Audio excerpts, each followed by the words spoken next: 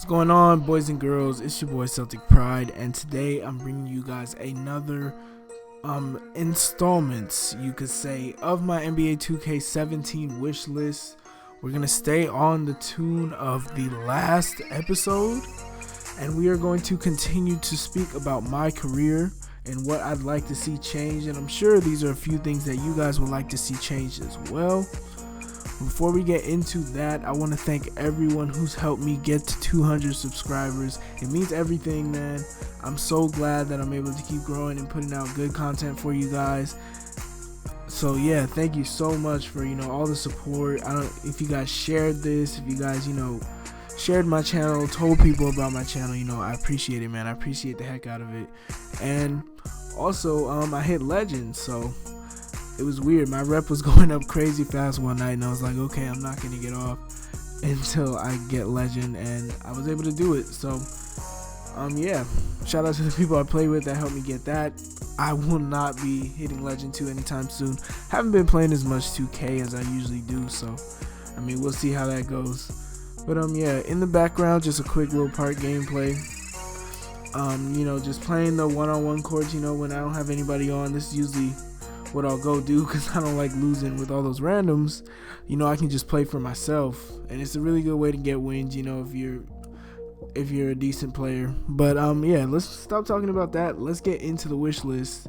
So I'm gonna cut away from this gameplay really quickly. I think I'm gonna show some NBA 2K16, show you guys what we have now, and then I will proceed over to NBA 2K14 to show you guys the rest. So see you there. Alright guys, so here we are in my career. We're going to take a look at the badges, and I'm sure you guys are already familiar with the method that we use to earn badges, which has been installed this year and also last year. So pretty much what you do is you go into a game and you have a certain amount of achievements that you have to get in order to unlock a certain badge, and then you can upgrade them using VC. So this isn't a bad installment at all. The only complaint, is that it's a little time consuming, but I feel like it's kind of better that way. I know a lot of people, some people don't have the time to be able to go out and, grind for these badges all the time, and it takes up time that they could be spending, playing a MyCareer game or something. So, it's really, really interesting, and I don't really know how to explain it, but I'm just hoping that, I don't know if they should make them easier or harder, because I really do feel for those people that don't have the time to grind it out, because people have lives. So sometimes it's not fair to them to put that kind of burden on them just to have something that would help them excel in the game. But at the same time, I don't want it to be too easy for everyone. So what we're going to do is we're going to take a look at NBA 2K14, and then I'm going to talk to you guys about what my solution would be as far as fixing the whole badge argument.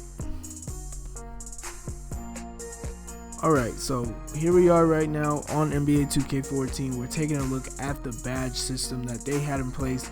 Back then they were called 6 skills. Now, as you'll see on some of them right there, like on Posterizer and on Acrobat, you'll be able to tell that you actually need to have a certain layup rating or a dunk rating, and even the catch and shoot, you have to have a certain shooting rating to be able to how would you say, get an upgraded version of the badge, which would equate to bronze, silver, gold badges in NBA 2K. And some of them require you to have your attributes up. Now, this wouldn't be a problem because people, the way people buy VC now, they'd simply upgrade the parts that they needed to upgrade and then buy their badges. So I don't completely agree with this. So, I think we might be able to find some type of middle ground.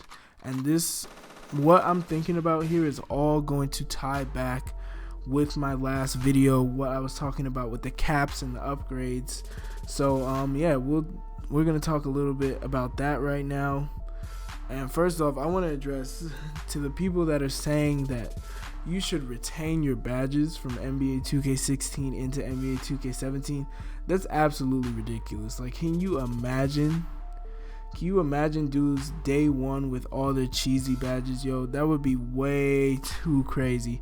I don't agree with that at all. I think that's such a terrible idea. And what if you had a point guard last year and you make a center?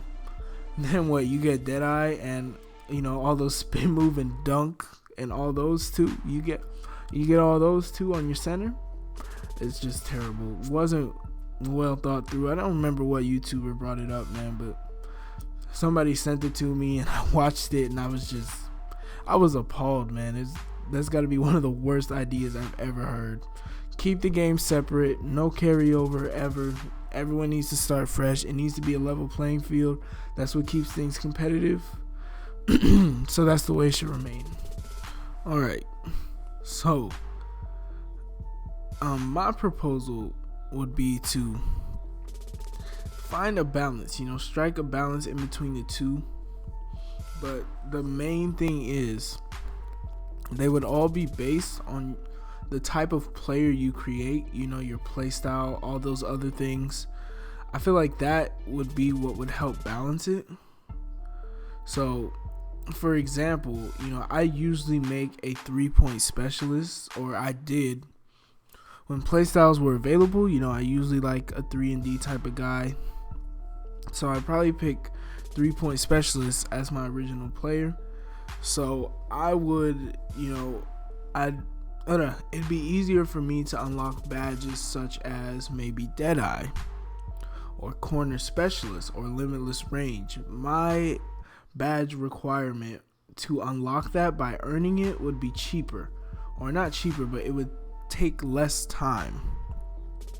For example, if say an athletic shooting guard wants to, you guys aren't going to understand this unless you go back and watch my first video. So if you haven't watched my first video, please go back and watch it so you'll be able to understand it a little bit better. But so say there's an athletic shooting guard. Now he might have to hit 100 contested shots to get Deadeye, right?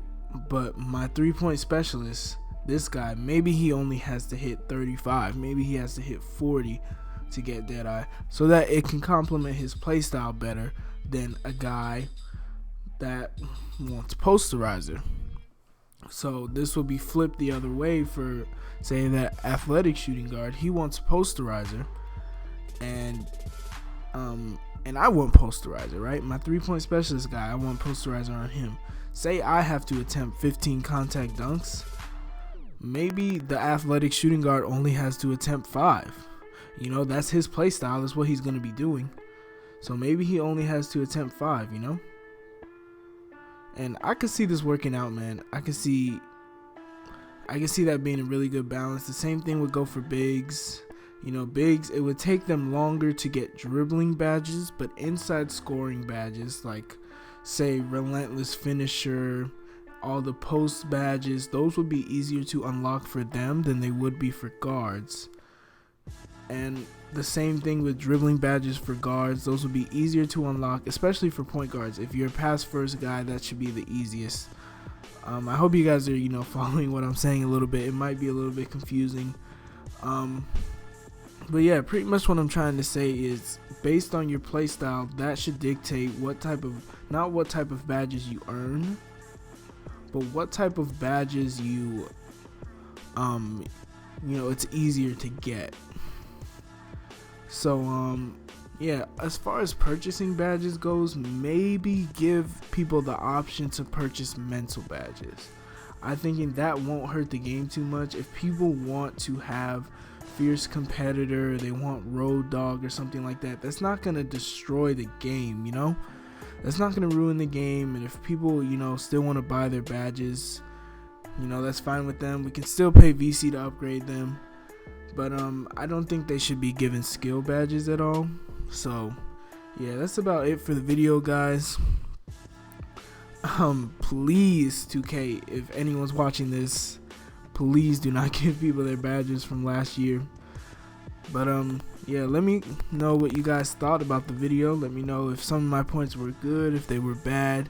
I really want to hear everyone's feedback, because I'm planning on continuing these wish lists through all aspects of the game.